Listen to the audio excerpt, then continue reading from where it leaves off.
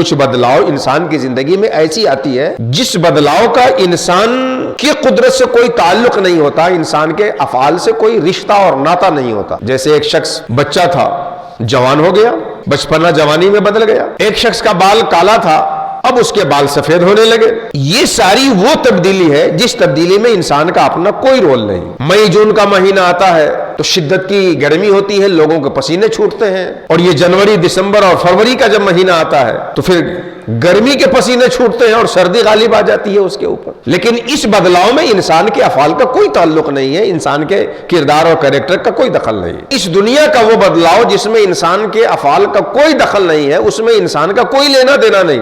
बस ये है कि उस तब्दीली को इंसान बड़ी हिकमत के साथ और संजीदगी के साथ सह करके, निभा करके आगे बढ़ जाए। अगर उसकी मर्जी और उसकी खुशी के मुताबिक है तो अल्लाह का शुक्र अदा करे, और उसकी तबीयत के खिलाफ है तो अल्लाह के फैसले पर सब्र करे।